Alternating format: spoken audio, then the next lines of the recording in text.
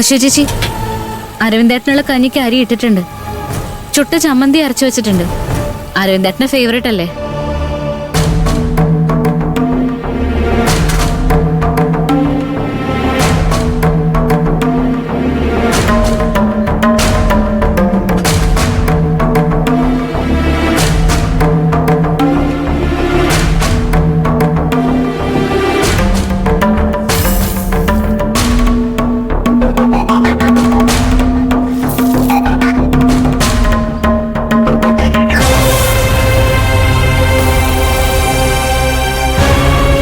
ചേച്ചി, ഞാൻ പറഞ്ഞില്ല കഞ്ഞി ഞാൻ വെച്ചിട്ടുണ്ട്.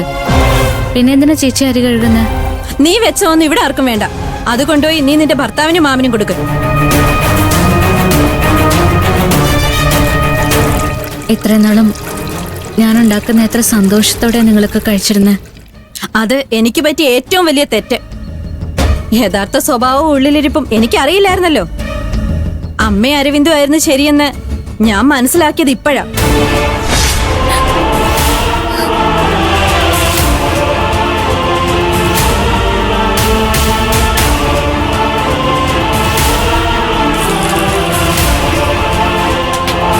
ഒന്നിങ്ങോട്ട് മാറി നിൽക്കാം.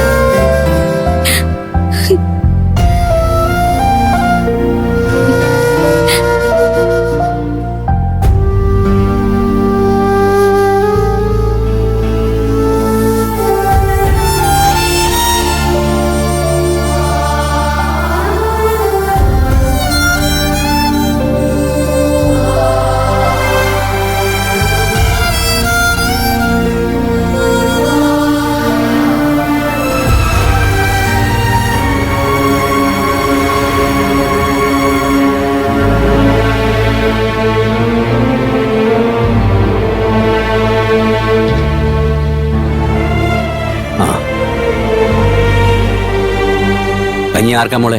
അരവിന്ദനാണോ? അതെ. ഇങ്ങിതാ, ഞാൻ കൊടുക്കാം. എന്താ നോക്കുന്നത്?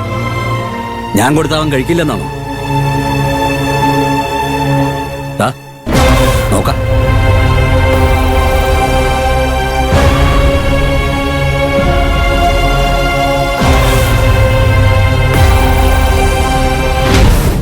അച്ഛൻ അരവിന്ദനോട് സ്നേഹം കാണിക്കുന്നത് എന്തിനാവും? അരവിന്ദനോട് ചെയ്തതിന്റെ കുറ്റബോധമാവില്ല. അവന്റെ മനസ്സ് മാറ്റി ശ്രേയമായിട്ടുള്ള കല്യാണം നടക്കാതിരിക്കാനുള്ള ശ്രമമായിരിക്കും.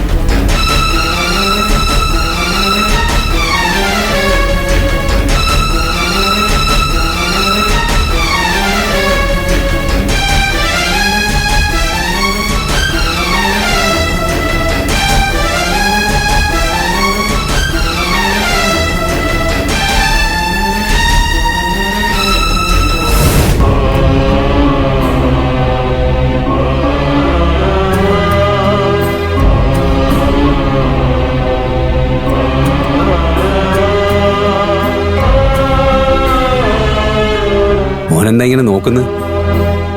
ഇത് കഞ്ഞിയാ. സംശയിക്കണ്ട, ചാരുമോളല്ല ഉണ്ടാക്കിയത്, അശ്വതിയാ.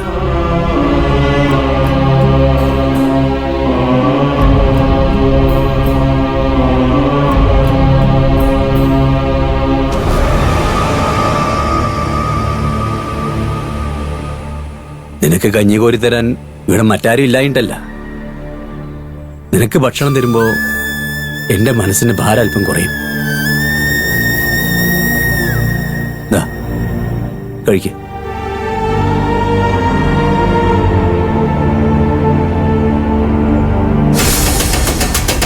കഴിക്കേ. എടാ, കഴിക്കരുത്.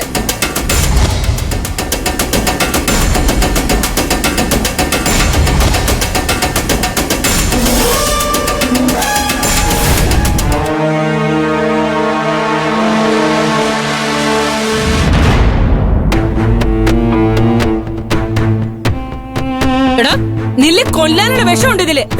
തോന്നിവാസം പറയരുത്. തോന്നിവാസം കാണിക്കാൻ നിങ്ങൾക്കല്ലേ? ഇതില് വിഷമുണ്ടെന്ന് ഞാൻ പറഞ്ഞതേ നിങ്ങൾ വിഷം ചേർത്തുന്നല്ല. നിങ്ങളുടെ കൈ കൊണ്ട് ഒരു വറ്റന്റെ മോന് കൊടുത്താൽ അത് വിഷമായിട്ട് മാറും.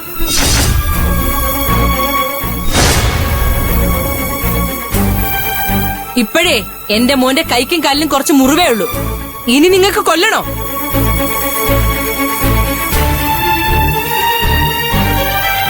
എടാ മോനെ, ഇയാള് നിനക്ക് കഞ്ഞിയും കൊണ്ട് ഇങ്ങോട്ട് വന്നോന്ന് അശ്വതി പറഞ്ഞപ്പോ തന്നെ എന്റെ ജീവൻ പോയടാ.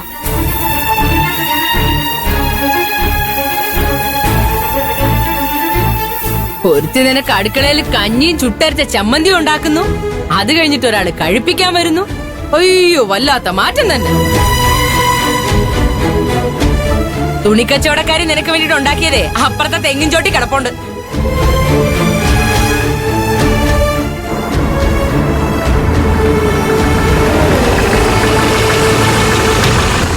കകുതി ദാ കണ്ടോ, മേഡം എത്തി. നിന്നെ അടുക്കളയിൽ വെച്ച് അശ്വതി ചേച്ചി ഇൻസൾട്ട് ചെയ്തത് ആരുടെ ക്ലാസ് ആണെന്ന് ഇപ്പൊ മനസ്സിലായില്ലേ? ചരു, നീ ഇനിയെങ്കിലും തൊട്ടാവാടി സ്വഭാവം ഒന്ന് മാറ്റും.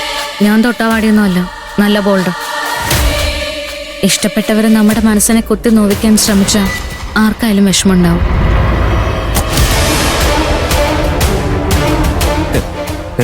കയ്യിലൊരു കുട്ടിക്കിണറുണ്ടല്ലോ.